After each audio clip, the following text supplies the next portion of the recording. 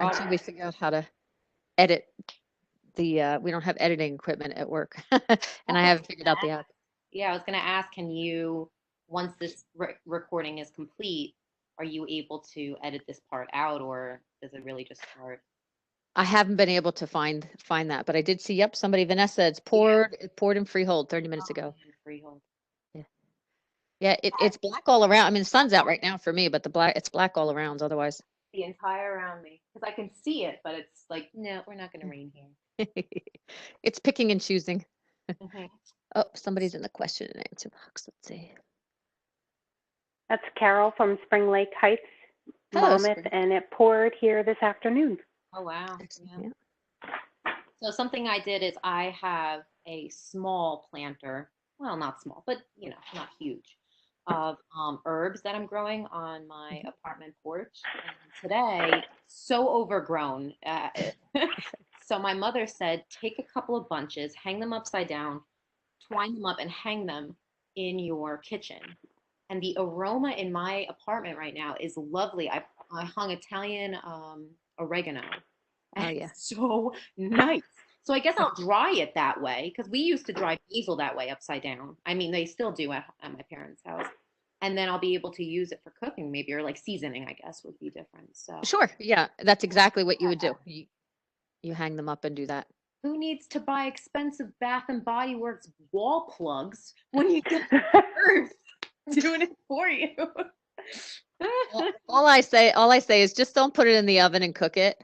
Okay. Just by its own, because it smells like other things that, well, maybe you might want your neighbors to know you've got something else going on there. I don't know.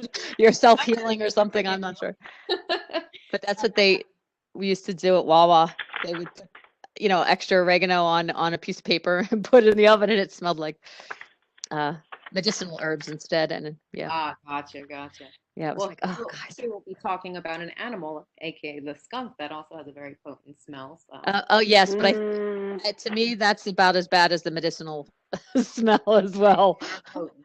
Now, I've worked enough in my time. I have worked with wildlife long enough that I can tell you if it is a male or female skunk if you can smell them. My friends think I'm crazy. I am able to do it, and it's the crazy. They think I'm nuts, but they understand the animal and fanatic, I'm gonna say, inside me. And yeah, I always, if we smell a skunk, I'm like, oh, it's a female. Well, I guess Patty and I are like that with plants, but yeah, I can't say I'd want to do that with a skunk. Yeah. So I don't know. Speak for yourself. Maybe I want to know. I kind of want to know how that works. True. Sorry. You know what? Because we have a ton of skunks around, like a lot. Every night, someone's spraying. Yep. Yeah, I need to know the trick. Most of the time, and I can get into this a little bit in our presentation, most of the time with animals, they don't like sounds and they don't like light. So especially crepuscular animals, those are your animals that are awake in the dawn as well as dusk time. If you play radio outside, your neighbors might not like it, but you won't have any skunks around because they'll think, oh, there's people outside. And if you keep a spot motion light outside most of the time, that will help. Now, unfortunately, wildlife, they're pretty smart little critters. So after they figure it out, they're like, I'm going to go around these barriers. But I also tell people, a lot of people go, really? If you spray peppermint and essence around your home, not only does that help with ants and bugs, but it also helps with deer and other wildlife. They don't like the smell.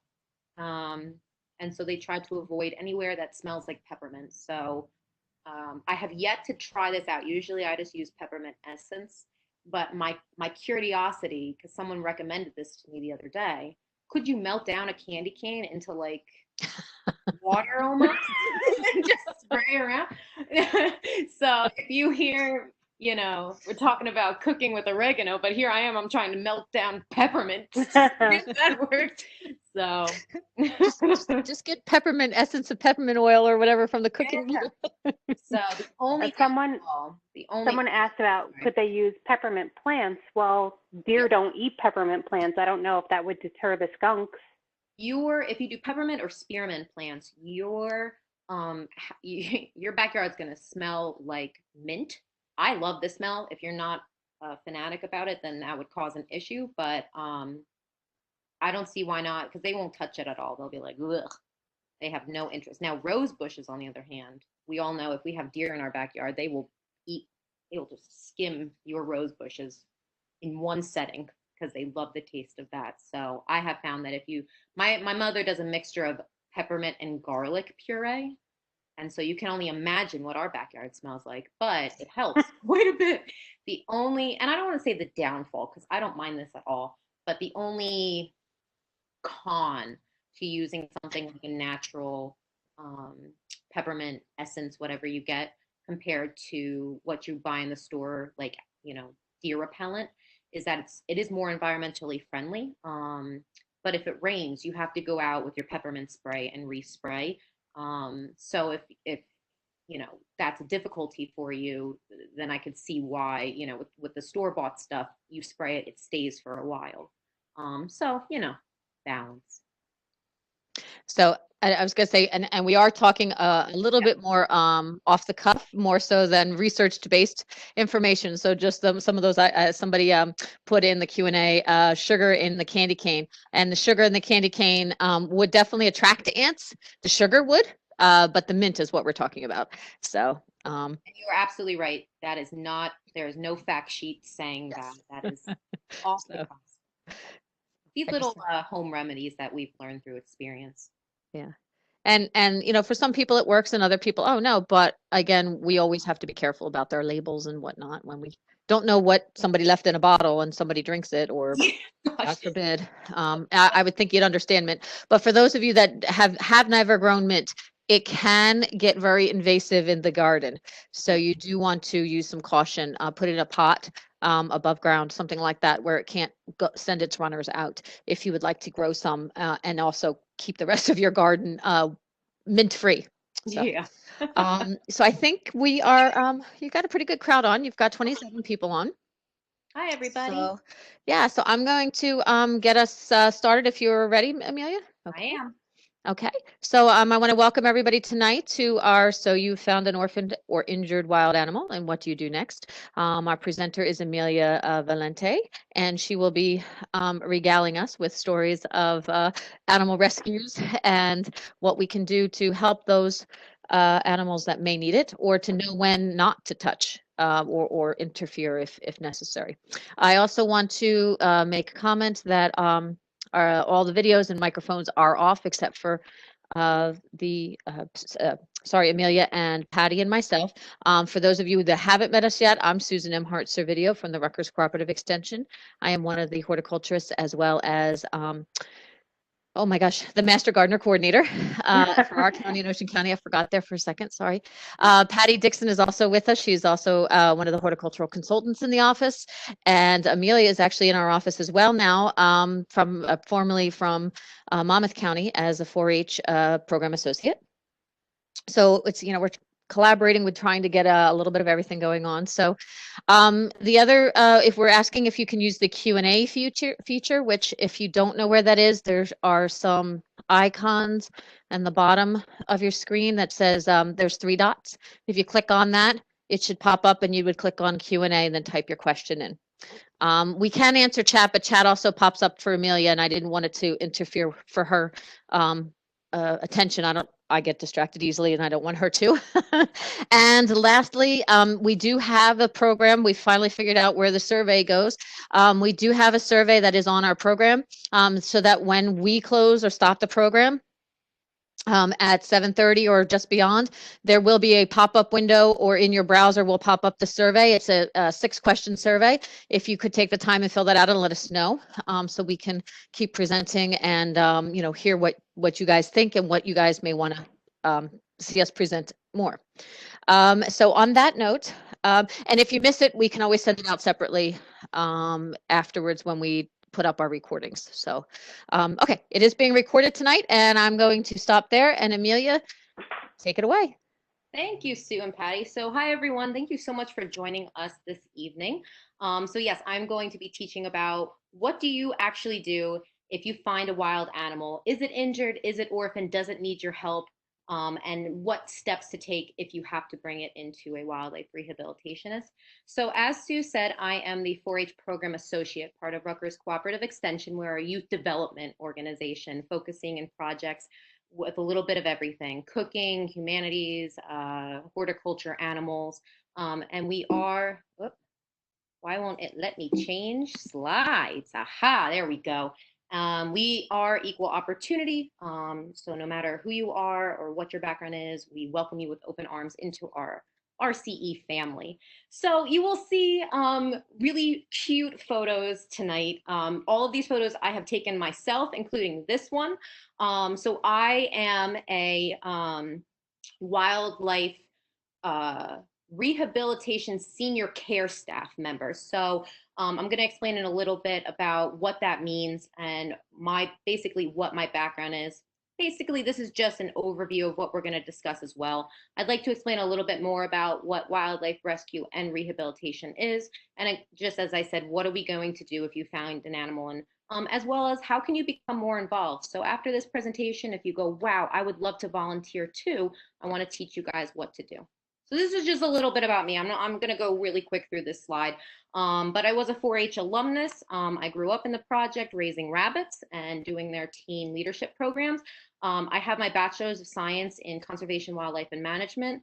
And my first internship actually was wildlife rehabilitation, which is how I got into it. And I continue today. So I just fell in love with it. There's something about feeding an orphaned wild animal, the way you can connect to nature that way, and watching them being released into the wild. It's just absolutely lovely. But before I came on as a 4-H staff member, I was actually a zookeeper, working with critically endangered mammals. And now I decided my heart really was in education. So as much as it was fun training tigers and lions, I am not kidding, I wanted to do more educational and programmatic tasks. So as Sue said, I was Monmouth County staff from 2016, and I realized my slide is outdated because that should not say 2016 to present. I was welcome aboard in the Ocean County 4-H office this past February. And now I'm getting my master's in organizational development for nonprofits. So these are just a little bit of photos of me. I primarily work with the rabies vector species. I'll explain that in a bit as well. But primarily you're talking about skunks, coyotes, groundhogs, things that would carry rabies. And so this is me syringe feeding a baby skunk. They are my favorite. Most the time I am working with them the most because I have not, knock on wood yet, been sprayed by a baby skunk, and I'd like to keep it that way. But you'll see on the bottom, that's actually a water buffalo. And then here I am, those are deer from years past that were released that came back just to be like, oh, hi, hello. Of course, we didn't interact with them because they are wild animals, but I did take this picture really quickly before they went on their way. So wildlife rehabilitation, the basic description of this is to provide professional care to sick, injured, and orphaned wild animals. And the goal here is really to return them back to their natural habitat. We do not want to keep them as pets. We don't want to have to keep or have the rest of their lives remain for public use. Our jobs is to strictly rehab them, make sure that they are not in pain anymore, and then go right back into the wild. So you'll see a lot of times when we are doing wildlife rehabilitation, we're always wearing masks, we're always wearing gloves. We don't want them to get used to us or to think humans are all humans are going to treat them well. We want them to be wild and basically live in the woods and live out their lives without human interactions. So I love this photo. These are baby bunnies, and I know I can't hear everybody, but anytime I do this presentation, the whole crowd goes, "Aw!" They are so cute, and I will tell you they are very, very soft. But say you saw this in your backyard. You know, many people say to me, "Oh my goodness, there are bunnies just in a little hole, but they're not covered. Mom's nowhere to be seen. Oh my gosh, do I touch them? What do I do?" Or the other one is there's a really, really tiny bunny, but his eyes are open and he's hopping around, and I don't know if he's injured or orphaned or not. And so species by species, what I'd like to do is basically explain how to tell the telltale signs. But just like these babies, unfortunately, the case with these guys was that their mother was killed by a dog, and the people who owned the dog realized that she had had babies, and they brought them into the center. And this was them about an hour into being in an incubator. And I cannot say for sure, but I'm almost 90% sure that all of these babies survived. And this was 2 years ago now, that they were all released. So I think, as sad as the story started, it ended on a really happy note. So when to really act? When do you call a wildlife rehabilitator, or when do you call, say, the Humane Society, Animal Control, the veterinarian? Primarily, these are the best signs. When the baby is crying in a high-pitched scream, no baby animal is ever going to make noise unless it's distressed, and they're only going to be distressed after 24 hours of not eating. So if you hear a baby crying, whether it be a rabbit or a fawn, you know immediately that that's not natural. They will never cry just because they want to. If the nest is flooded or destroyed, obviously that's when it's time to call. Always if there's dead babies around the nest. So this is a very good example when we're talking about squirrels.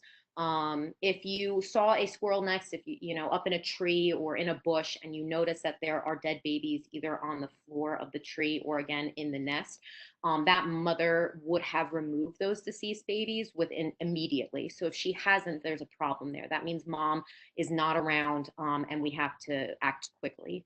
Of course, if the mother is deceased, in the area, then you are aware.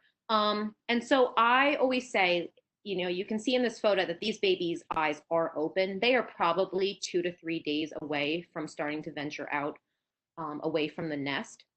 But if you do find babies in your lawn and you're like, I wonder if mom is coming back, what can I do? You can actually place string or yarn over the nest in like a tic-tac-toe pattern. And the next morning you will be able to see if she came to feed them. A lot of wild animals. So we're talking rabbits, we're talking fawns, or deer, excuse me, primarily. They are only coming twice a day to feed their babies because they are prey animals. They don't want to teach predators where their babies are. So they just come to feed twice a day and that's it. So this is nice. If you put this out around, I'd say 8 p.m. in the evening time, the next morning, that string should be moved. What I highly recommend, though, is that you never leave food. A lot of people try and leave carrots or lettuce around the nests, especially rabbit nests, thinking, oh, goodness, mother probably needs food to feed these babies. She is a wild animal. She is not used to the types of food that maybe a domestic rabbit's used to, and you could actually flush her system and cause almost like a diarrhea in the rabbit, because she's not used to that watery lettuce or watery carrot. So as I tell people, don't leave any food because then you might attract other animals to come by the nest. She's also going to eat it. It's going to be foreign to her, which might cause her to get sick. If you do want to help them, of course, you can actually leave a bowl of water far enough away from the nest that you find. But most of the time, wild animals, they truly just need water. And Sue, maybe just make an asterisk. I'd love to share with you guys at the end of this presentation a quick tip about what to do in the winter when it comes to feeding. But we're talking about rehab here, so I'll tell you guys that later. If you do have to touch a baby at all because you don't know if it's doing well, I always again say wear gloves. But if you don't have gloves, just wash your hands with soap and water for 20 seconds. Sing the ABCs before you touch the baby. But if they are wet or cold, that's another reason to call. Babies should be warm. They should not be cold to the touch at all. And of course, if there's flies, that's going to be an issue. So you want to see cozy, warm, fuzzy baby bunnies or animals, just like the picture I showed you before. They're not screaming, they're just sleeping. They're doing exactly what babies should be doing. Okay, so I thought I'd play a game. And this is, what does a distress call sound like? Because I can tell you all that if you hear a baby making noise, that's distress. But how will you know it's actually a baby? What if it's a mockingbird, right? So I figure you can add it in the Q&A. And Sue and Patty, if you can just let me know what people's answers are. Now, hopefully these work. So we're going to try test 1. Let me know if everyone can hear it. And then guess in that chat what you think it is.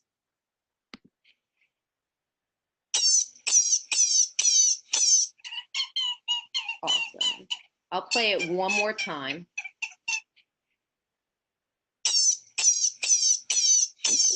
They're so cute. Do we have anybody in the Q&A bar guessing yet? Not yet. Oh, no idea. No idea. Anybody else before I give the answer away? Let me just see. Somebody put in squirrel. Oh, squirrel. No, close though. This is actually a baby bunny. I'll play it one more time so you can hear it and you know what that sounds like. Oh, hold on. So if you hear that, that is a white-tail hare baby that is in distress. And again, they will not scream like that unless they're nervous. Okay, number 2. It's very high pitched. I'll play it one more time.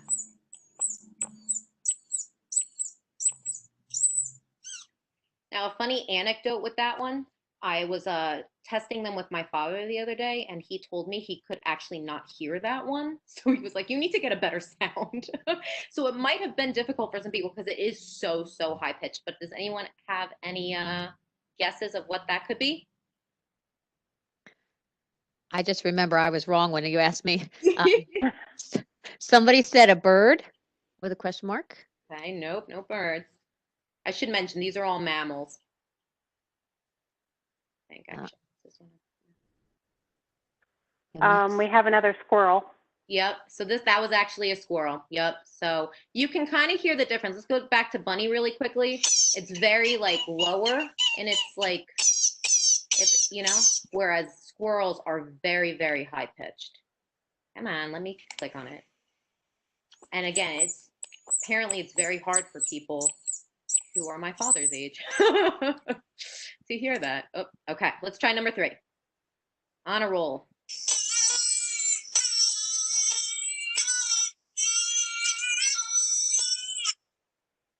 Very interesting. Anyone have any ideas? I'll play one more time.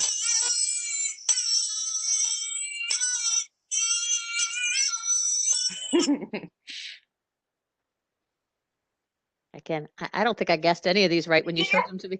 Oh, someone put in possum. Jill put in possum. Somebody said cat. Nope. Got maybe skunk. Nope. Raccoon. It is actually a fawn. So a lot of people don't realize that it is a Mary fawn. came in with fawn right when you said it. Yep, that is a fawn.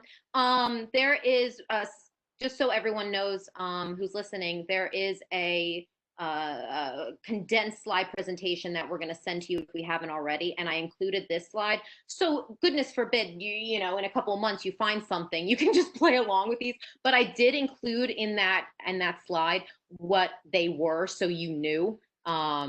But let's do the one last one. This one's always I'm going to be interested if people get it. And I'll give you a clue though. It is a mammal. These were all mammals.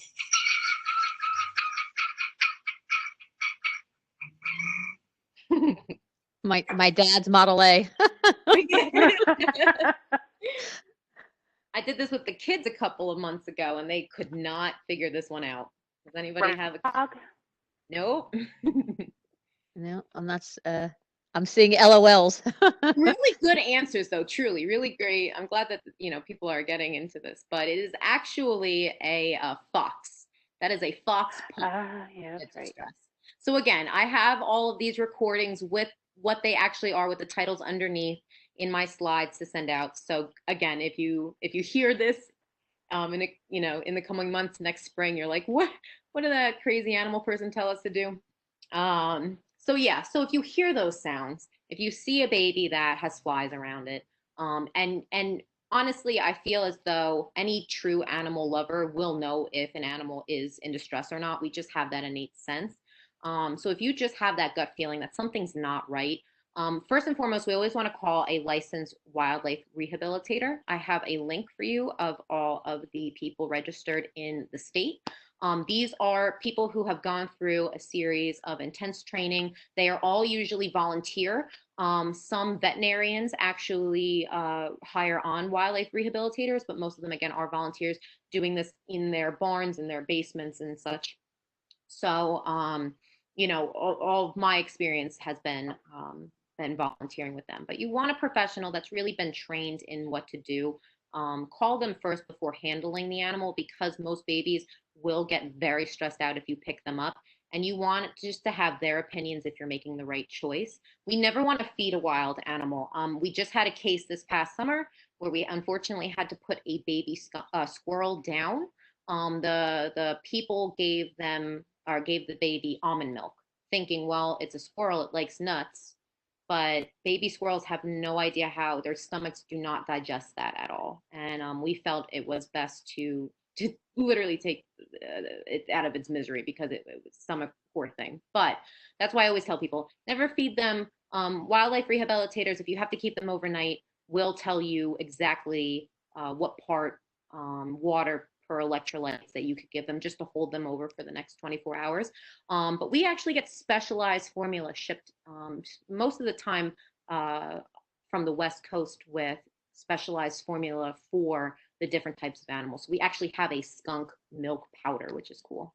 So of course, as I keep mentioning, you always want to wear gloves when we're handling the animals. You always want to put, if you have to move the animal, in a secure box or pet carrier, nothing that the animal can climb out of. People are always amazed when I talk about squirrels. Even with their eyes closed, they still have very sharp nails, and they can sense their ways around, and they will climb right out of the box. And we don't want to deal with a baby wildlife animal that we've just rescued, now somehow stuck under our couch. Doesn't seem like a fun thing to worry about. So always shut. You want to provide a heat source for the animal. So here's my favorite thing to do. You get a old sock. We all have them, the socks that their partners have been eaten by the dryer and we don't know what to do with them. You fill it with dry rice. You make a knot at the end of the sock and you put it in the microwave for about 30 seconds. How do you know if it's hot enough? It's just like a baby.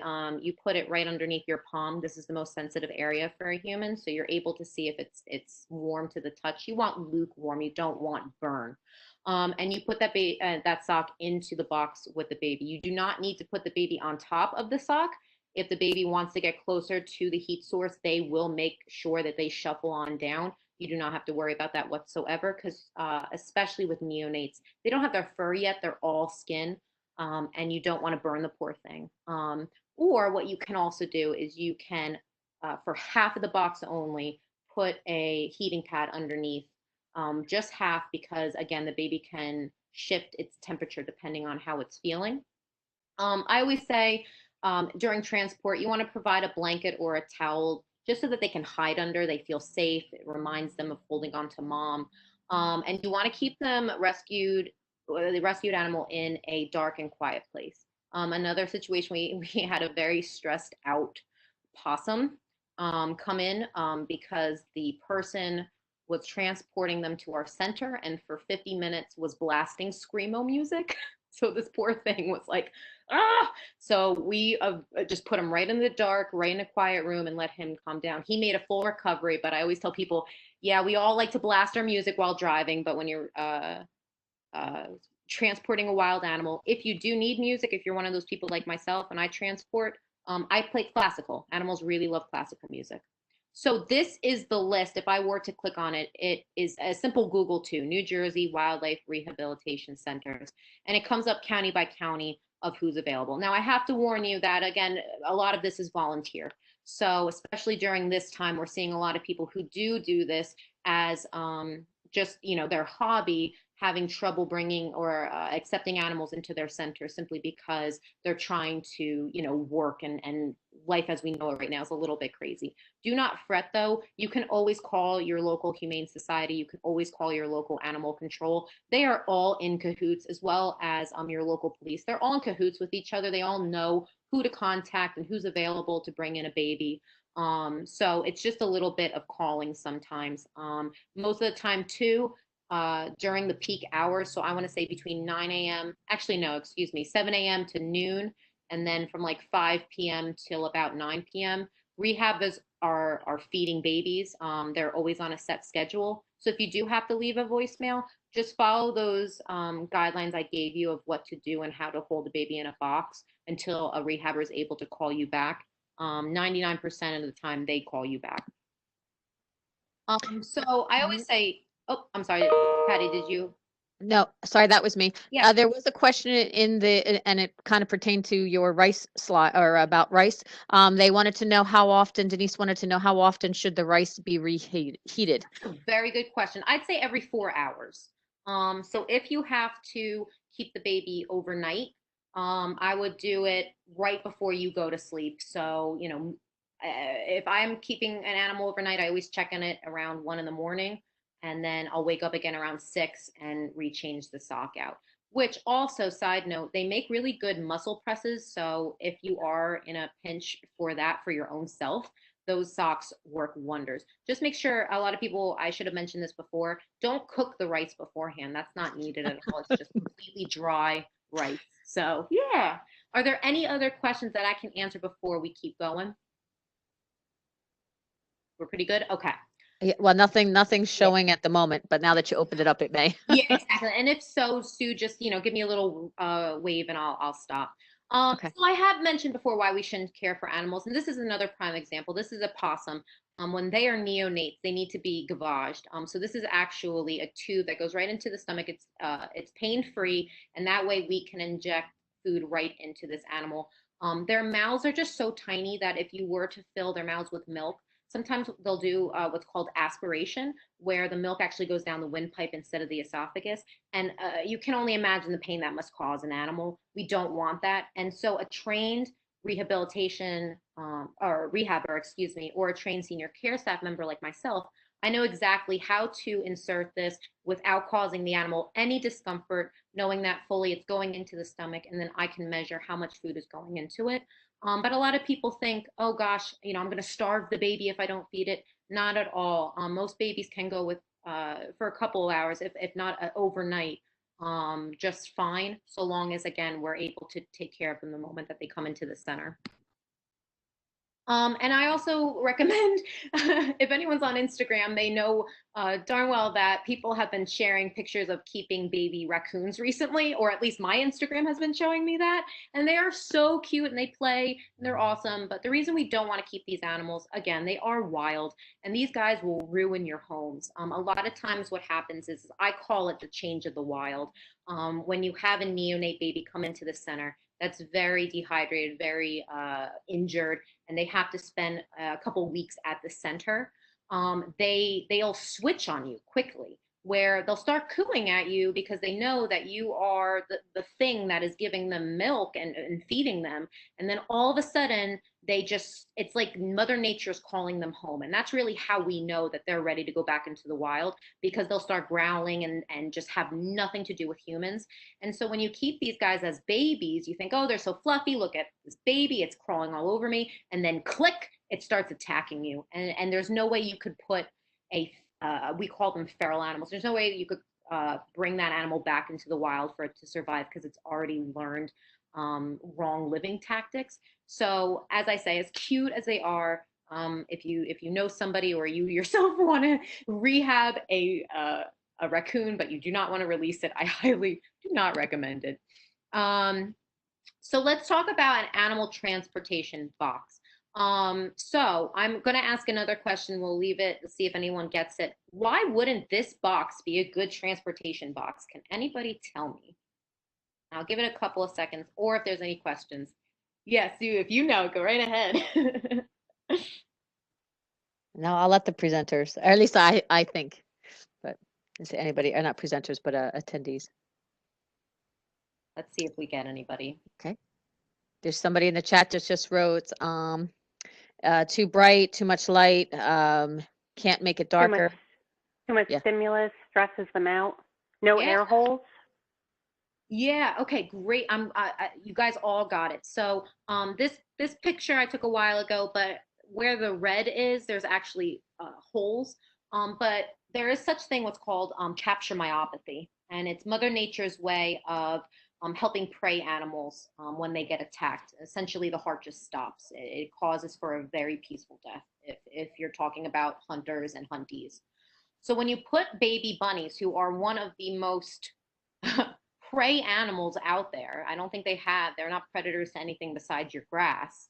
Um, if you put them in a box like this and you put them to your face and go, oh, look how cute you are, they truly think you're going to eat them, because we as humans, we have that trait from our carnivore side, that we want to put things close to our face. It's just how tigers do it too. They want to be really close. But in a prey life, that means, oh goodness, I'm about to be eaten. So even though you as an awesome human being have saved these baby bunnies, you also might cause them capture myopathy if you transport them in something like this. So never fear, I have examples of what you can transport in. So these are two really good examples. They provide enough space that the animals are comfortable, enough air that the animals can breathe. There's space that you can put that heat source as well as a blanket without the animal being uncomfortable. And then most importantly, they can't really see us. So now if you only had a solid plastic container like the picture before, all I recommend is that you drape like a pillow sheet over it so that the air can still go through, but the animals can't see us. The picture that I took of all those babies in the incubator in the beginning of my presentation, we actually have pillow sheets that go over the incubator. That was a very quick picture that I took simply because we don't want capture myopathy to be something that happens. So that's my little quick tip. And actually, here's another one. So this one, literally, lift sheet, take picture, and go down.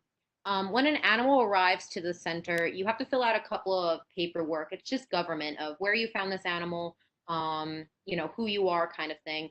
You're never going to be fined for bringing an animal in or have to pay for its medical expenses at all.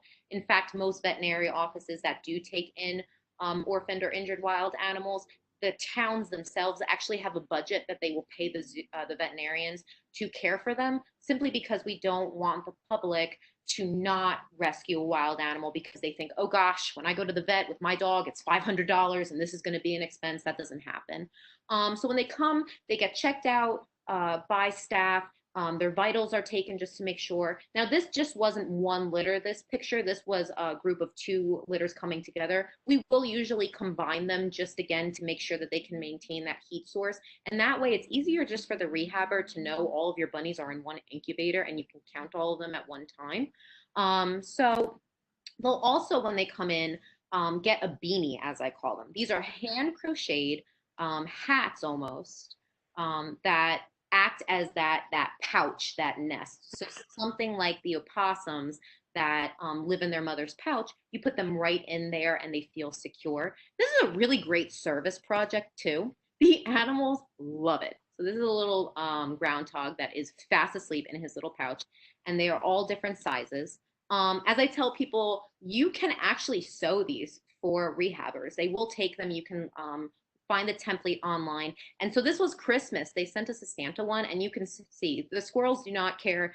They loved it. They actually played with the beanies on top, and they will shove themselves in there and just be so, so happy. So if you are somebody that wants to give back to a wildlife rehabilitation center, but you can't volunteer, but you love to, I don't even know if this is sewing, crocheting. I'm not a yarn person, I'm sorry. But if you do like to sew, crochet, whatever the term is, I'm sorry if I'm butchering that for people who do the craft, you can do this, and people absolutely love them.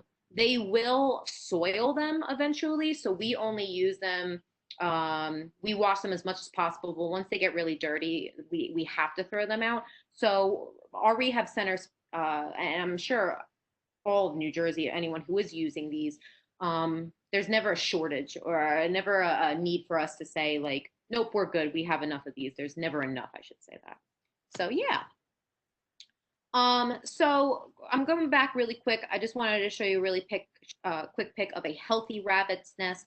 So as we've discussed, if you see a rabbit's nest that is flooded, has flies, but if you see something like this, bunnies will not go underground like cartoons. I was always raised by like Bugs Bunny had a huge underground like groundhogs do. They do not. They're very superficial animals, and they will just plop their animals usually in the middle of your yard. I have no idea why, but they always pick the most darnest spaces. And you think, Mother Rabbit, why did you decide to have your babies here? She has a good reason. I don't know what it is, but if you do find this in the middle of the yard, it is very hard to move them. You can't just pick them up and put them in a box and say, well, mom's got the hint that she needs to move her babies. She won't come back. She'll stress out and she'll just abandon them. So what happens if you have a dog and you want to let the dog out in the morning, but this darn rabbit decided to give birth in the middle of your backyard? These are two really good examples. And again, my source is on the bottom of my slide. Put a laundry basket upside down with a little bit of space. You can see, especially with the kiddie pool and the bricks, there's just a little bit of space that mom can get under, but your dog can't. And that helps out really well. With the blue laundry basket, the hole, what this person did was they cut, piece of that plastic part out, because the holes right now are just a little too small for a mother rabbit to poke through. Of course, this picture was taken on the other side of that hole. But if you feel like compromising a laundry basket in the name of these bunnies, Mother Nature does thank you. And just put some weights just so they don't blow away. But these seem to work out really, really well. If you have a lab or like a hunting dog, good luck, because they will try everything in their power. I've seen other people where they just put snow fence around with a small hole. Rabbits only need about that size, if you put your two fingers together, of space to squeeze through. So as long as you can make that size for her, she's good. And then of course you can do the yarn activity to make sure she's able to come back. So I get a lot of calls with pictures, something like this, going, oh, there is a baby and it is orphaned, and what do we do? And so what I'm here to explain is that when you find a fawn like this is a very healthy fawn. He is doing what she is doing what Mother Nature has told it to do. I am waiting for mom. I'm curled up. I am not making a sound. Mom will come back twice a day to feed me, and the other time I will stay here. So if you see a fawn by itself, that is totally okay. That means mom somewhere is close by watching, but she has instructed her baby that she's going to go eat now, away from it, so that predators don't come and find it, and I'll be back. So just as I had done that activity with you guys about the sounds, if you see a baby by itself making that sound, prancing around, then you know. But if it's like this, that is perfectly fine. This is when you have a problem. So this is a fawn that got stuck in a fence. This happens a lot of times where they think they can fit and then their little hips go, nope. When a fawn is in trouble like this, there's a couple of things you can do. You can try to take the baby out of the fence yourself. It will call, it will get stressed. Mom might show up. My thing is, and you can see this baby when we got there, like this baby's just chilling out. He was totally okay. And most of the time they will not struggle. They just kind of accept their fates of, all right, I'll hang out here in the fence for a while. I find calling someone like animal control that really can be able to tell if the animal hurt itself during this and be able to help the animal out of the fence the best way possible would be better than you doing it on its own. The only time I always recommend to help a wild animal if it's in trouble like this, if it's truly struggling, if it was screaming and making a whole ruckus, then you know this has to be taken care of immediately. While you're walking over to it, call your local rehabber, explain the situation, take guidance from that person. But what's really cool about nature is that animals such as fawns have really good healing processes. So if they do, say, crack, a bone or something, or I know a lot of people get, oh my goodness, I hit a deer and they're just hopping away. Is it okay? They're pretty muscular animals, and they can handle that trauma better than I think we think they can. But again, you need to have a professional that can truly evaluate and make sure they are seeing the signs of, okay, this animal's a little sore. In a couple of days, it will be fine. Or no, this animal has to go into a rehab center because it's just too much damage. So you can't put a deer in a box. So one of the kids actually told me this. They were like, well, Miss Amelia, how would you transport a fawn? So I added this slide. This is where so once you're done with your laundry basket in the backyard for the rabbits, you can take the same laundry basket and you can rescue the fawn that needs help. Or as you can see, this fawn was in a giant dog crate. Those are good too. Again, they really do not like loud noises. So when you are transporting, keep it very quiet. Classical music is the way to go.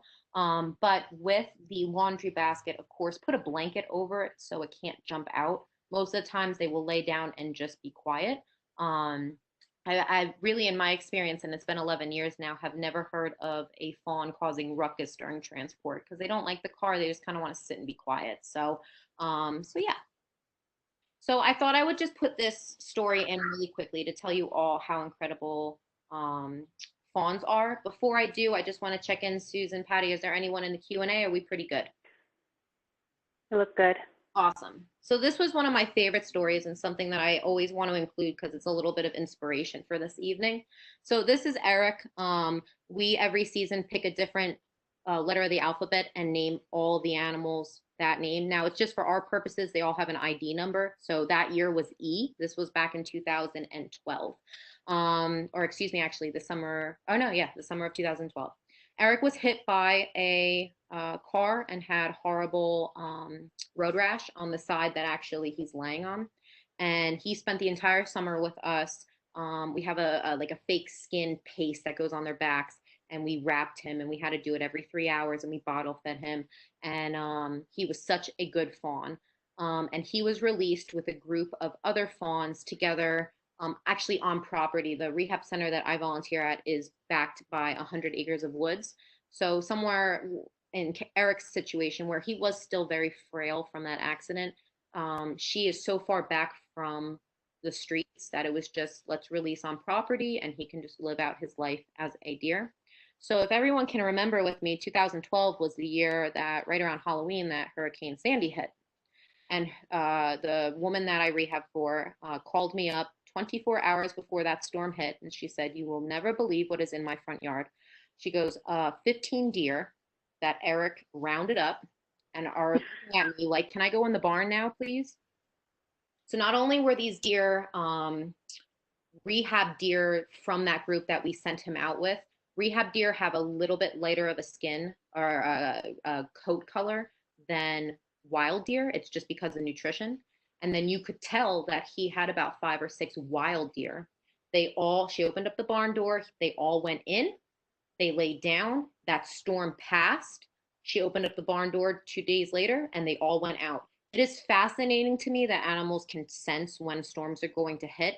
And it's also quite fascinating to me that this fawn that came into our center and that we didn't know that was going to survive, I mean, not only made a full recovery, not only went into the wild, but came back 3 months later with wild deer that he convinced to come into the barn because he knew that was safe. So animals are truly, truly incredible. And I just love sharing that inspiration. This is really what wildlife rehab's all about. So, and if that person who hit this poor animal, if they hadn't called a rehabber and had just driven away, none of that would have happened. So whoever that person is, thank you, because we got this cute little fawn. Now, that was 2012. We did see Erik last year. We have not seen him this year yet. So, but they do live to be about 6 or 7 in the wild. So we can hope. So that's all fawns. I always tell people too, squirrels are very silly. Same with cats. They love cars because it's nice and warm. So if you are in a heavily wooded area or an area that is a ton of squirrels that you notice are around your car, I always check because this would not be good if you started your car and all of that would probably like light up. But obviously it's not safe for the vehicle or the animals. You always want to check cars that have been sitting for a while. So after this presentation, don't go run out right now. Oh my gosh, my car. No, you're totally okay. It's really cars that sit for longer than a week or so. You want to make sure that an animal hasn't gone, this is a great space, because underneath the roofs of these cars, it's warm. It's away from the water when it rains. So it's animal land, this is a prime spot. As we know, it would not be. So always check. So I wanted to talk about a little bit about if a baby squirrel fell from its nest, really what you do. And again, below is my site. So if you see something like this, you can tell. Eyes are closed. If you were to hold this baby, I guarantee it would be cold. And I guarantee that the baby was making noise. So overall, noise, coldness, eyes closed, this baby needs help. Mother squirrels, a lot of people don't realize squirrels have multiple nests. They have about 4. And throughout the day, they will move their babies to all 4 nests. That's all they like to do, because what they're trying to avoid is cats or other predators finding the nest, going up the tree and taking their babies. So if they move them, it kind of keeps that predator like wondering where they went. So during transport, sometimes moms will drop their babies and they will stress out and they won't know what to do, and they will just leave them because they have their other babies in their nest they're trying to transport. And in that time, this animal's going to get too cold and it's going to yell and it's going to be like, help me. But it does not necessarily mean that this animal has to go into a rehab center. In fact, mom will come back for it. We just got to help her out a little bit. So this is where recycling really comes into gear. You can make out of a tissue box, or as you can see, a cut out plastic container, a little I've fallen out of the tree carrier for this baby squirrel. You put the baby right in there. As you can see, our stuffed animals being a great representation during this time. You put them right in there. You can add a sock if you'd like. I will tell you, if you do add the sock, the squirrels will destroy it because they want the rice. But usually a towel will do just fine, or a blanket will do just fine. She will come down the tree within a couple of hours and pick that baby up and bring her right to the nest. How you know if it's time to bring an animal into the rehab center is if in a 4-hour time period she doesn't come back. That means that she, in her head, this baby is not worth the time. I have to focus on my other babies. That's just how Mother Nature works. It's all about energy. So that's your cue. Okay, we've put this animal in at noon. It is now 4 o'clock. He is still in there. She is not coming back. It's time to bring him to the rehab center. But you might be asking, okay, what happens if I find this baby at, I don't know, 6 p.m. and I put it in, in the tree, and the mother doesn't come, and now it's 10 p.m. at night and I need to go to bed. So sometimes it happens, and we have to make sure that we can keep these animals overnight comfortably. So this is a really good example of the prime type of box you want. And as we've been talking about, lid with holes. Yes, this is clear plastic container. You can put that pillowcase, not a wool blanket, like a pillowcase, very, very light. You want to set your heating pad to low. And as you can tell, the heating pad is only on half of the container, because if you put it on the whole container, the baby will overheat. It needs to be able to move. You add your sock in. You say goodnight to the baby around midnight. Wake up at 6. Now, sometimes, and it's a sad thing, is sometimes babies don't make it, and that's totally okay. Again, it's just how Mother Nature works sometimes. Most of the time, though, they will survive, and you're able to transport them right to a rehab center. Just, I hope no one ever thinks it's their fault. They are delicate animals. You don't know their history. Maybe when they did fall from the tree, they injured themselves. So if you do something and you think, oh my gosh, I did everything right, but this baby didn't survive, it is never blame yourself. It's just sometimes how nature happens. So I have been talking a lot about mammals. Before I go into birds, any questions? Are we pretty good? Awesome. Okay. So sometimes, oh, sorry. Is there a question? Oh, okay. We'll go back. We had a question about a fawn. Okay. And what do you do if a deer is in difficult labor and needs immediate help? That is a very, very good question, because if you approach the deer, she will run, and that could injure the baby as it's being born. And it's a tough one too, because you want to help, but how do you help? This would be a situation, I think, a case-by-case situation that you would have to call a rehabber and see exactly what they advise. I have yet, and maybe it does happen, and maybe this person who asked the question can enlighten me. I have never had a deer have a difficult birth. Most of the time, they're fine. If, I have worked with cows, sheep, and goats, and I have seen how they do have difficulty. Their pelvises are structured just a little different than domestic livestock. whereas domestic livestock have been bred to have more of a narrow pelvis, which causes a more difficult birth. Whereas wild animals, Mother Nature has really made a deer's hips wide enough to give birth comfortably and without difficulty. The best I can say is that, and I would always, again, you always want to call a rehabber to make sure that this is the correct thing to do. But if the mother is really having difficulty and she is letting you approach her, that's how you know that she's in that much pain that she can't even run away. I always say put a towel over her eyes just to cover her eyes. You want those senses to be closed off. Anytime an animal is being rescued, you want that sensory to go away just so they calm down. And then you probably would need about 2 to 3 people, one of them to hold her head with this blanket and the other ones to help with the baby.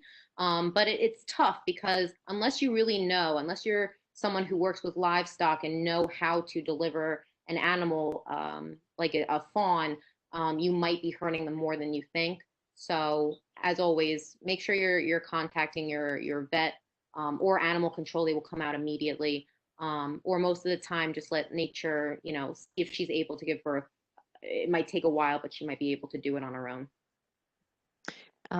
There was another question regarding, I believe it goes back to the little critter you were just talking about, the deer. Do you put water in the container? Not with the live birth one. The last, yeah. That's a very good question. You do not, simply because neonates actually can drown themselves. They don't know the difference. So if they see a pool of water, they will just dive into it. It's the weirdest thing. There is a way to syringe feed them electrolytes like Pedialyte. I am always hesitant to give that specific instructions out simply because although I am a senior level volunteer, I am not a wildlife licensed rehabilitator.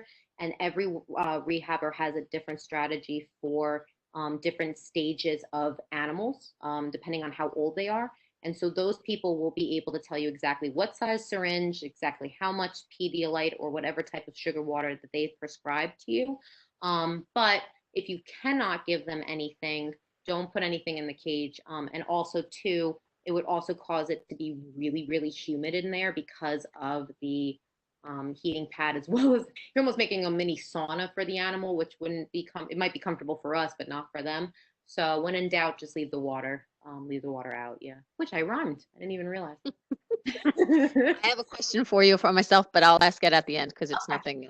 I don't. Yeah, awesome questions, guys. Thank you so much. And of course, we'll have a little bit at the end to continue. So I primarily have talked about mammals, but I wanted to talk a little bit about birds as well, as we'll get into a little bit of reptiles. The Raptor Trust is a fantastic organization up in, I believe it's Somerset County. It's up North Jersey. I'm in Ocean County right now, so that's my version of North Jersey. And they are the ones who primarily take in a majority of orphaned or injured birds that are coming throughout the state. So you can see this falcon. I would not want to pick up this falcon without protection because, as you can see, its talons on its feet, those will go into your skin. I would not wish that. They can also peck really ferociously, so it's very hard to handle them. So this is especially with birds is so important to call your rehabber and see exactly how you can save these animals.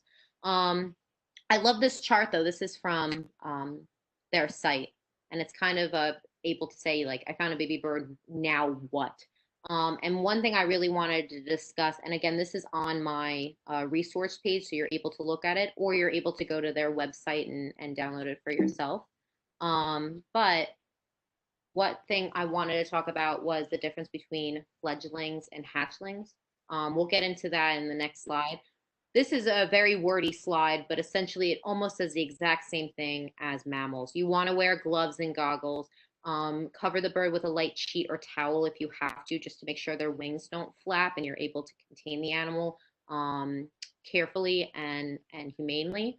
You want to put it in a box just like you do with your mammals, with air holes. You want to keep the bird warm. You also, if you can see number 7, it says, note exactly where the bird was found. This is so, so important in birds because they are so visually selective about, their migratory, especially if they're migratory birds, their paths. So if it has to come into a rehab center, we want to release it exactly where it's found so it knows its map and it can continue on its way. So if we don't know where the bird was found, that might inhibit where or how we can release it. So I always, take a mile marker. Coordinates actually work really, really well. Thank goodness for smartphones, because I don't know how you do that before cell phones were a thing. Always place the bird in a warm, dark, quiet area, just like mammals, especially with birds. They are extremely sensitive with sound. And so, like the possum that was stressed because the person was playing screamo music for an hour driving up to the rehab center, he survived. A bird probably would not. They would stress out too much from the sound and the vibrations. So, just to make sure that I think if I was transferring a bird, I probably wouldn't even play classical music. So I love this visual because, what is the difference between a nestling and a fledgling? And this is exactly it. A nestling to the left is an animal that has just been hatched. He has some feathers, but not really. Their eyes are primarily closed. And you can just tell this is a baby. They can't even fly yet. A fledgling, however, is the opposite. Mom and dad have said, enough, get out of the nest. You need to learn how to fly and be a bird. And so a lot of times you will see these on the ground squeaking, and you think to yourself, why are they making so much noise? Oh my goodness, are they in distress? Birds are different. They are so vocal, and all this baby is doing is it's on the ground, cooing at its mother's or father in the tree going, what do I do now? And the mom and dad are up in the tree going, fly. So you will, if you have enough time to sit in your backyard and watch this, it's actually quite comical. But if you see a fledgling with its eyes open, you can see those feathers are clearly developed. If that animal is scurrying across the ground quickly, that is just the baby bird learning how to fly. But if you see the opposite to the left, where this animal's eyes are completely closed, they would not be scurrying around. This animal has fallen out of the nest. And so a lot of people say to me, oh my goodness, a bird has fallen out of the nest. I can't pick it up because once the mother smells the baby or me on the baby, she's going to abandon it. And I'm here to tell you that that is a lie. Birds do not have fully developed olfactory systems. So although they can smell some scents, primarily they are visual animals and they are sensory animals when it comes to hearing. That's actually why bugs are so colorful, because Mother Nature had to design them in a way that birds would, know that they were food. And because they, don't smell primarily for their hunting tactics, making a bug smell, wouldn't be smart. So I always recommend you got to wear gloves. I can't say that more than enough. Or you got to wash your hands at least 20 seconds before you touch the baby. But you can scoop that baby up, put it right in the nest, and mom will have no idea that you did that at all. It is just a wives' tale because I think they didn't want little kids to, take baby birds out of a nest. But, I'm confident, through this presentation that you have all learned that we don't want to remove wildlife from wild itself. So tortoises, so that's really much birds. Tortoises or turtles, you might see them crossing the street. And I always tell people, always keep them moving in the same direction that they were heading. These animals have a mission. They know where they're going. And if you bring them, so if you see this tortoise that was in the street, if you were to bring him to the side of the road that he originally was at, he'll just continue to walk across the street because he wants to get to the other side. So you never want to pick them up, put them in your car and relocate them too, because they'll get very confused. They'll have no idea where the food or water sources are. Their internal maps just get completely discombobulated. And so this is the best way to make sure that these animals continue just going the way. Pick them up, bring them right across the street in their direction, wave them goodbye. I will tell you though, as you can see this photo, I wouldn't want to pick that thing up. That's an alligator snapping turtle. The man in the picture is humanely holding it. You can see that he has gloves on. He picked it up on the rear of the animal so it cannot snap. This lovely gentleman with the flag, there are people who will volunteer their time to be turtle crossers. I think that's just lovely because, again, I would not want to pick that thing up at all. I keep a snow shovel in my car because if I do find a turtle, I just scoop them and I move them over. So I recommend that to you if you would like to. Just again, be very, very careful of if you have to pick them up. Just again, follow the tactic that this gentleman up in the top left is doing, where you're holding it right below its hind legs. That's the best way to keep them from hurting you and hurting itself. But if you do see a turtle crossing in the road, I've done this before. Most people are just lovely. You can just tell them to stop until the turtle has crossed, and most people won't get crazy. And you've helped nature, so I think that's lovely. And so as I said, I keep a shovel, but now I'm thinking maybe I'll also keep a red flag in my trunk just in case too. And so again, this is another snapping turtle that someone had found, and you can see the gloves that this man has. I will tell you now though that those are just worker gloves. If the animal was probably not this guy, but if it was just a little bit bigger, they can go right through those gloves. So better off just not touch them, let them pass. And usually if they see people coming out of their cars, trying to shimmy them over, turtles are not slow. They will run really quickly and try and get away from you and continue on your way. So being now an Ocean County resident, I have learned that there are many, many seals on the beach. And I have gotten a lot of calls recently from friends actually who have gone, oh, there is a seal and he is sleeping on the beach and he needs rescuing. And they'll send me a picture like this and I'll say to them, what makes you think that they need rescue? And they say, well, they're not in the ocean. So as a past zookeeper, I can tell you this. Seals are incredibly lazy animals. They love to sleep in the sand. So if you see a seal like this, that's totally okay. They just don't want to swim. They're just sunning themselves. They're perfectly comfortable where they are. There is a great organization, the Marine Mammal Stranding Center. I included their website on the bottom of this slide for you. And I love their guidelines. It will be coming up in the next slide. This is a cute little happy harbor seal too. There is a law in New Jersey. You must stay at least 150 feet away from the seals or you could be heavily fined. They actually are quick. If you provoke them enough, they could charge you and they have teeth. They are from the phylum Carnivoria. So similar to dogs or trying to think tigers, cats, whatever, they have canines and they could do damage if they really wanted to. It is a seal though, and they will always be lazy. But because we don't want to, just like that capture myopathy that I had first explained, you could potentially give it to a seal if you were loud and disruptive. So I always say, you want to take photos, by all means, please do. They're adorable. Just like this photo, they're just so darn cute. But you want to stay 150 feet away. And I think that's why we have zoom on our cameras, because we can zoom right in just like this photo was taken.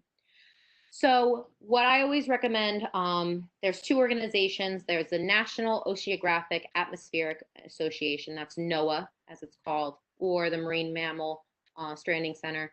This is on their site. As I said, stay at least 150 feet away. I've seen not a lot of people follow that rule, but it is for their own stress level. Same with seal puppies. They will bite if they're provoked. They don't like a lot of sounds. Similar to, as you can see in this photo, they will sleep where the waves are coming in just to keep cool, but also so that they don't have to swim. But you could see, if you saw this picture from 150 feet away, you might think that that animal's distressed. And truly the only time you have to worry is something like this. This is when an animal had fishing line strapped around its neck. You can see its tongue hanging out. It's uncomfortable. There's intense swelling. There is no way that you're able to capture this animal on its own. The Marine Mammal Stranding Center is completely trained in capturing them. They have the equipment, they have the boats to do so. So I always say, call them, tell them your exact coordinates, send a picture of the seal in case it decides to go into the ocean. But stay as far away, because what you want to do is you want to keep that seal to remain on the beaches so it could be captured. Because if you decide to approach it, it might spook and go in the ocean. That it's just harder to rescue them when they're in that vast water. So we talked a little bit about mammals. We talked a little bit about birds and wild reptiles, as well as marine mammals. To finalize my presentation, what I really wanted to discuss is just wildlife rehabilitation really quickly. I see that it's 7:34, so I'll go rather quickly because I know we're 4 minutes over time. But if you do want to volunteer at a wildlife rehab center, you usually have to be 18 and up. If you work with rabies vector species, you actually have your rabies vaccinations. I have my rabies shots, which is pretty cool. But you do not have to have your rabies shots if you want to work with, say, the rabbits or the squirrels or animals like that. So don't think it's a requirement. But you do usually have to provide tetanus and such, but everyone gets that. And most of the time there's an online application or there is an interview. But just as I had mentioned, if you do not want to directly work with the animals, feeding, cleaning up their cages, inserting medicine, helping with surgeries and such, just as I said, you can crochet, you can pick, most rehab centers have a garden, a natural garden where they grow vegetables for these animals that are okay for them to eat, such as berries, things that they would find in the wild. So they always need someone that's going to manage their gardens. You could also set up a little fundraiser where you're donating blankets, or if you really are handy and you want to do cage construction, you could always do that as well. This is the cover for the Division of Fish and Wildlife. It just gives you further information about licensed wildlife rehabilitating. And this would be the link that if you need to find a rehabber in your area, you would go to. Again, a quick search, New Jersey wildlife rehabilitation. This list is the first thing that pops up. But there's a lot of benefits. I mean, building, networking. I made tons of friends. Consider, obviously, you will be cleaning. There's a lot of time commitment, some training. You're working in the rain. But if you're one of those people who likes to be outdoors, likes to volunteer, likes working with animals, then this really is for you. I included some things of, if you don't want to clean the cages, really what you could help with. Laundry is a big one. We do like 7 loads of laundry a day kind of thing. Or animal transport. That's a big one if you like to drive, simply because most rehabbers cannot leave their sites. So if you find an animal, you usually have to transport it up. But if you can't transport it, someone like myself, I transport. So there was actually a robin that was injured, had to go to a rehab center. Recently, the couple could not drive, and I went to go pick them up. And it just, again, it's kind of nice to help out. So I truly want to thank you for listening to me. I hope I taught you guys something. I will definitely take questions at this time if there are any. And just look at this picture. You can tell whose coats are different than the rehab ones. The ones that are light, just a little bit lighter, were the ones that were rehabbed, and the ones that are like that purple color, as I call it, like a blue, those are actually wild. So this was a mixed herd that we took last year at the center, just happily grazing, doing exactly what they are designed to do. So truly, again, thank you guys so much for listening to me. So are there any questions I can answer at this time? I just wanted to make a quick mention that anybody that, if you can stay on for a little bit longer through the questions, there will be, when I close the meeting, there will be the survey pop up, which will help Amelia for her work that she does with the Rutgers and 4-H for that matter. And the big one I see here specifically, Vanessa was asking, or Judy was asking, where can you volunteer in Ocean County? Oh, that's a good question. So there are 2 rehabbers that come to mind, but unfortunately, I do know off the top of my head that they are not taking in animals because of COVID, which makes it such a unique situation going on right now. But what you can do is, what I would highly recommend is that, I don't know if there are numbers off the top of my head on that list of rehabbers, give them a quick call, see if that has changed, because when we touched base back in March, that was what all the rehabbers really were having to do. It might have changed now. You can also contact, it's not in Ocean County, but it's the Humane Society, as well as the Eatontown SPCA up in Monmouth County. They work heavily with wildlife rehab, and you can call them, express your interest, and they'll be able to direct you with who to contact, because it would just be an easier process than trying to call certain people and getting, just messaging, if that makes sense. We did have a question going back to the turtles. What do you do if it looks like it has been hit and has cracks in its shell? Yeah, that's a great question. So a lot of people learned that turtle shells are actually a part of the animal. It's a part of their bone. It's not just like a hermit crab that picks up a shell. So that's actually a living tissue. So if you have a turtle that has a cracked shell, it immediately has to go into a rehab center because they have to be able to get the shell to kind of be glued back together. So no matter what, if you see cracked shell, that's an instant, oh my gosh, I had to take this animal in. So if you're like me, I have a cat carrier in my car always. I always recommend it because you never know when you are going to need it. But there are rehab centers that do most rehabbers in New Jersey will take reptiles. And the list that is provided, in this presentation, as well as if you just Google it, it will say the county, the rehabber's name, their contact number, as well as what type of animals they do to help you. That's great. And yeah, we're seeing a lot of thank yous. Thank you for your knowledge and good presentation. Good, I'm glad. So, and I don't know, Patty, did you see any others before that? No, that was it.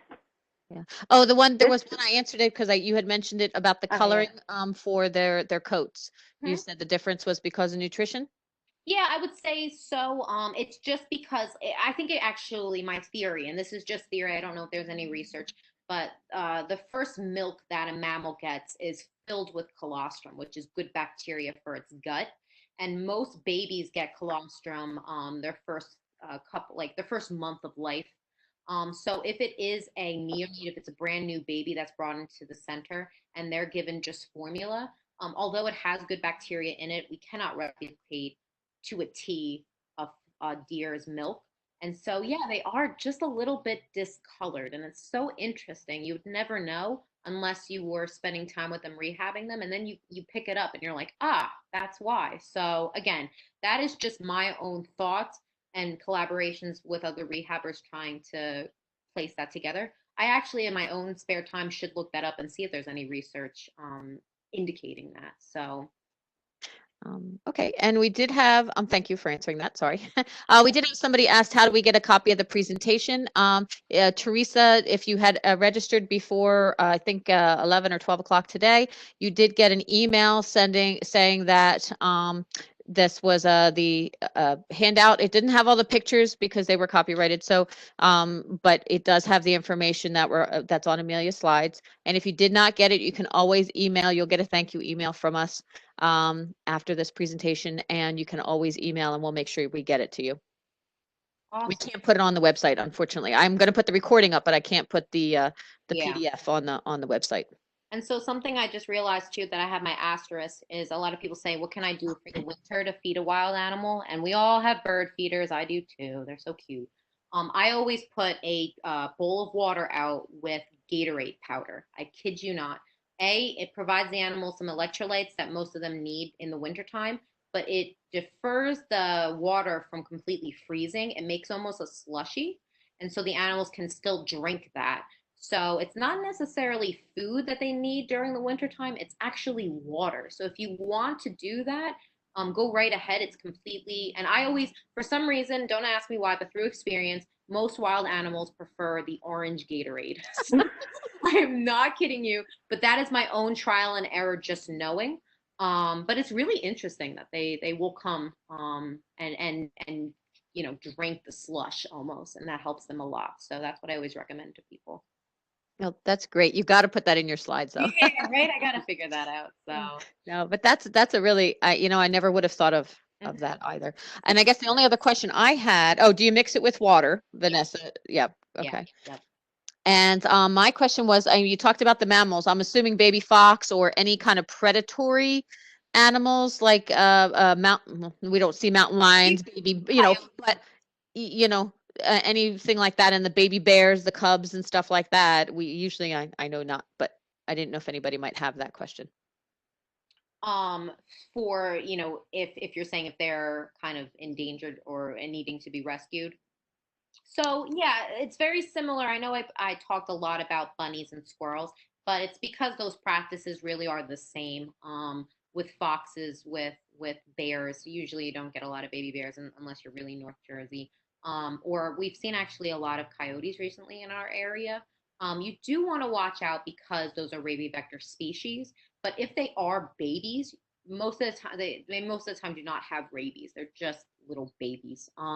Treat them the same way though. Wear a lot of gloves. I would actually wear a long sleeved shirt too, or maybe like a sweatshirt just to be safe. Don't pick up an animal that you would question or just looks off. Your gut will tell you truly. But they actually capture myopathy doesn't really. I mean, it does affect carnivore animals, but not as much as a baby bunny.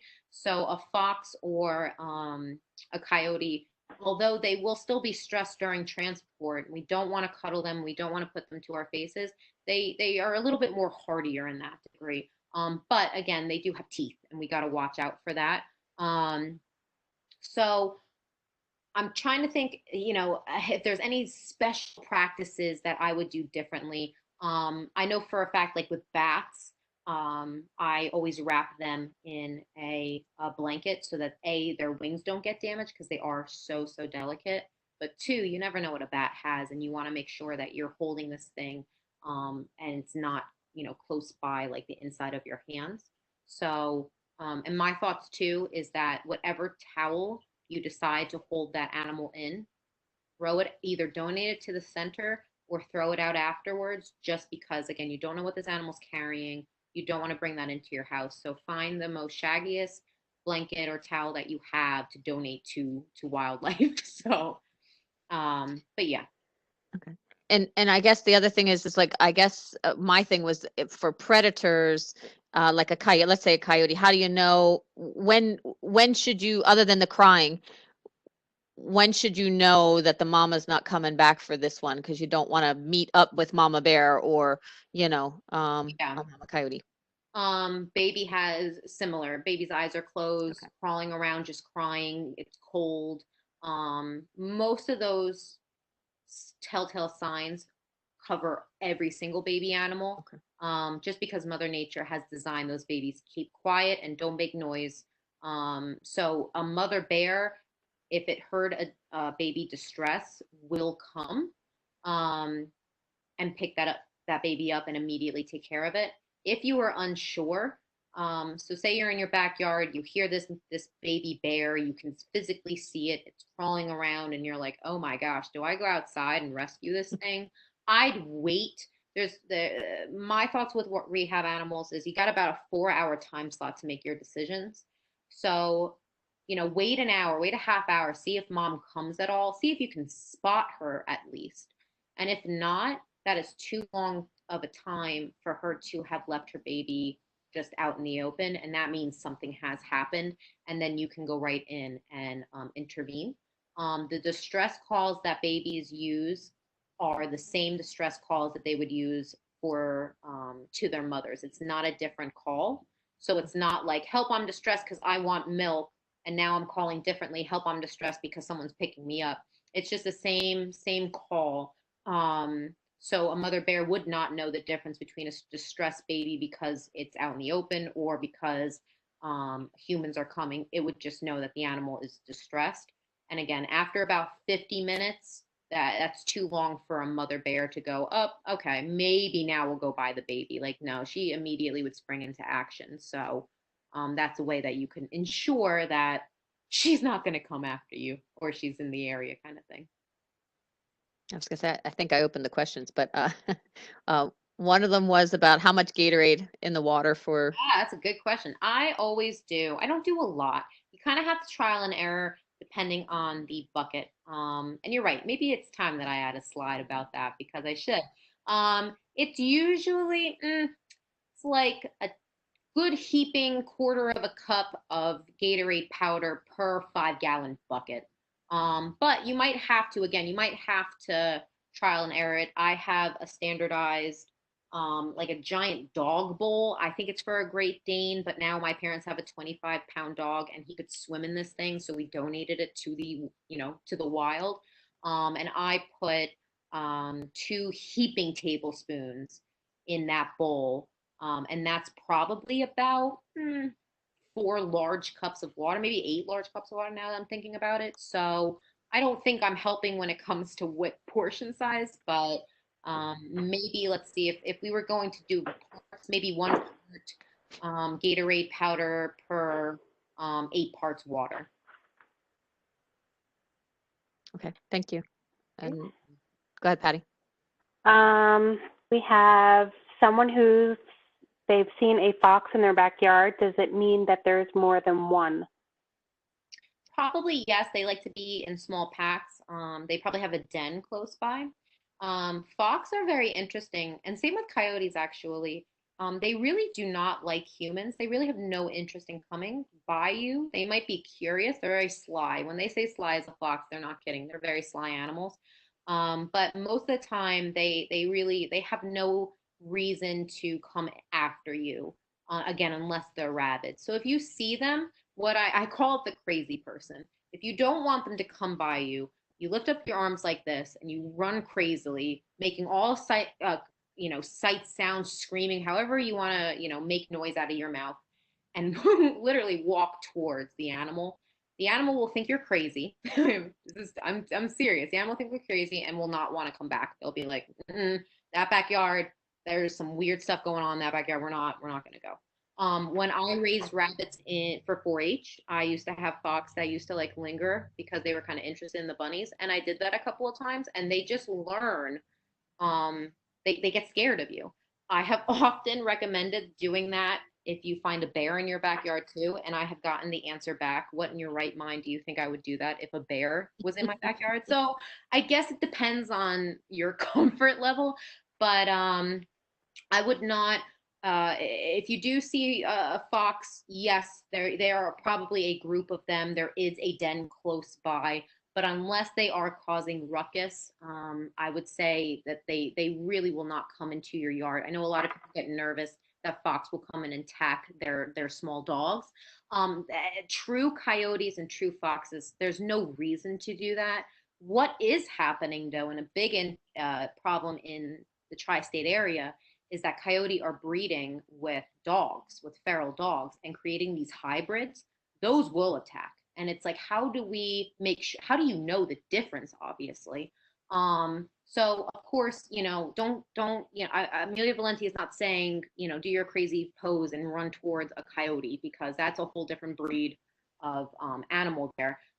You always do, again, want to be cautious though with your small dogs, and really you have to take the time to monitor your backyard and see exactly how many sightings you see in one day, and then try and piece the puzzles. Is there pet bunnies in the backyard that they're attracted to? Is your trash making them, interested? Is your dog unspayed and it's in heat and they want to mate with it? So things like that. Of course, if you're just uncomfortable with animals like that being in your area, that's where animal control comes in really well. I always highly recommend that you contact animal control instead of pest control. Pest control is designed to terminate the animal indefinitely. We don't want that. We want animal control to come in and relocate them humanely. So that's how I would recommend doing it that way. So. And I was going to give one more, because this one, and then I understand, so if there's any questions that we don't get to after this, you send us an email. But Mary brought up that she checked a dead possum's pouch a few weeks ago for babies, because she understood that they can live a while in the pouch. Is that true? You are absolutely correct. Yes. They are marsupials. Within 24 hours, they can live in their mother's pouch if she's deceased. So on top of your shovel and on top of your cat carrier and your red flag that you keep in your trunk, add some gloves, and you can lift that pouch up and grab them off of. There's internal teats inside of a possum's pouch, and you just have to very carefully take them off the teat and bring them right in. So yes. And is there a time frame that they may? The question also was, are they past the time now, or is they're still carrying babies at this point? You know what? Baby season's coming to an end with most animals. Squirrels actually are the start. They start in February, and that's how you know. They always say the groundhog, right? The groundhog will tell you 6 weeks if we're having winter or not. And I respectfully disagree, because it is the squirrel mother that tells us if spring is coming. Once you see baby squirrels in nests mid-February, spring is happening, because they're able to sense. So squirrel season's been going on. It's coming to an end. It usually goes until mid-July, and then it fades off. Right now we're actually in skunk season. So this is where you're going to see all the baby skunks. So I'm sorry if it smells in your backyard. Baby skunks also, they cannot spray you. So do not be afraid if you have to pick up baby. They're not developed yet.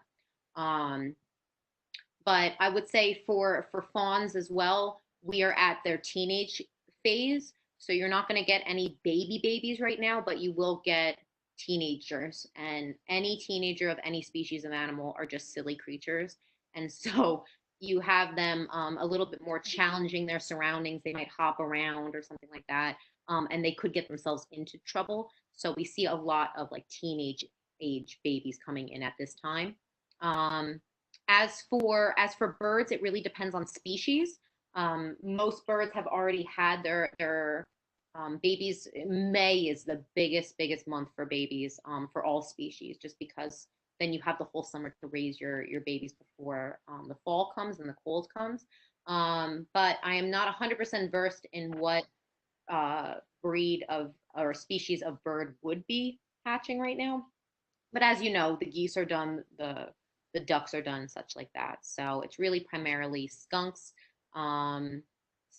a little bit of groundhog. We're finishing groundhog. We're finishing squirrel, and from my understanding, we're finishing fox as well. But fox sometimes go late into the summer as well, depending.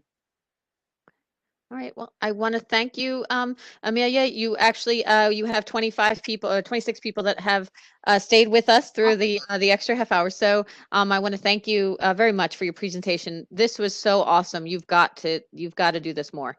Yeah, I appreciate the people. Like, I think I'm going to add the possum into this slide. That's a definite thing that I should teach people about, and the Gatorade. So every time I do it, I add something new. Yeah, and then somebody else just put in the chat that it would be good to like if you could give a little about like these species and a table when they hatch, when the babies are. Yeah, exactly. I was thinking the same thing. I was like, you know what, that would be a good one too. So that was Vanessa. Great job. For that's what our CE is all about. We live and learn and teach and grow. So that's great. That's great. Well, thank you, everybody. And we will send out the link. We'll close the meeting out here. We will send the link out for the recording, and or it'll be up on our website by Friday. Our RCE of Ocean County website under Lawn and Garden. You would see the recordings, and the past recordings are there as well right now. So, all right. Thank you, everybody. And we'll see you on the other side. Thanks again. Thanks, Amelia. Thank you. Thank you, Amelia. That was so awesome. I learned so much. Anytime. All right. Yeah, it was great. Thank you, ladies. I don't want to cut you off, but I'm gonna. Okay. Sorry. Bye. See you tomorrow. Bye. Okay. Oh, if I hit the button, it'll go. Okay. There we go. Save event file. Sorry. Okay. Okay.